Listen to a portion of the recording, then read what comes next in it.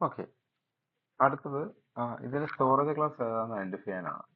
നോക്കുക, ഇന്ത്യ എന്ന് എഴുതിയിരിക്കുന്നത് it's a global variable right. ഒരു ഫംഗ്ഷനകത്തല്ലത് ഡിഫൈൻ ചെയ്തേക്കുന്നത്, അതുകൊണ്ട് എന്തായാലും ഗ്ലോബൽ വേരിയബിൾ ആണ്. ഗ്ലോബൽ വേരിയബിൾ ആണെങ്കിൽ സ്റ്റോറേജ് ക്ലാസ്സിൽ ഏതുമായിട്ടായിരിക്കും മാച്ച് ചെയ്ത് വരുന്നത്? എക്സ്റ്റേൺ എന്ന കീവേഡുമായിട്ടായിരിക്കും എന്ത് ചെയ്യുന്നത് മാച്ച് ചെയ്യുന്നത്. സോ എക്സ്റ്റേണിന്റെ പ്രോപ്പർട്ടീസ് അങ്ങ് എഴുതിയാൽ മതി. സപ്പോസ് ഇന്ത്യയെ ഇവിടെ ആയിരുന്നു ഡിക്ലെയർ ചെയ്തെങ്കിലോ, ഇത് ഇറ്റ്സ് എ ലോക്കൽ വേരിയബിൾ. അപ്പോൾ അത് ഏത് കാറ്റഗറിയാണ്? ഓട്ടോ എന്ന് പറഞ്ഞാൽ സ്റ്റോറേജ് ക്ലാസിന്റെ കാറ്റഗറിയിൽ വരും.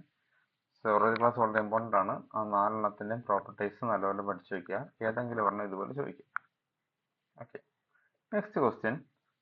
Suppose a function receives a pointer as an argument. Explain how the function prototype is returned.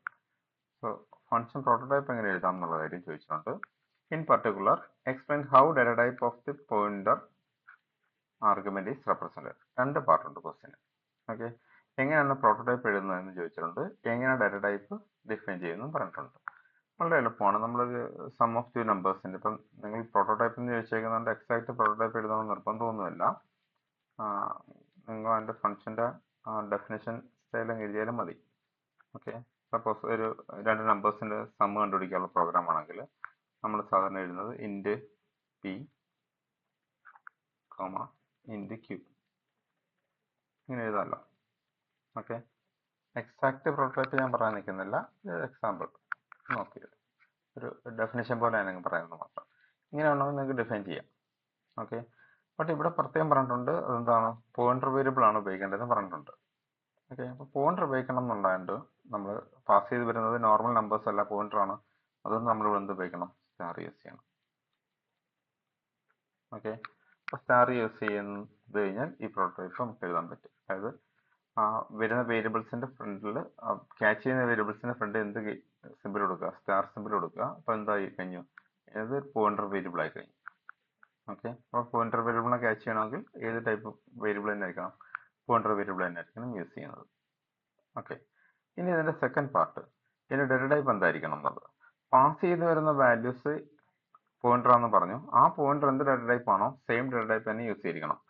കാരണം ഇൻറ്റ് സ്റ്റാർ എയും ഓക്കെ ഫ്ലോട്ട്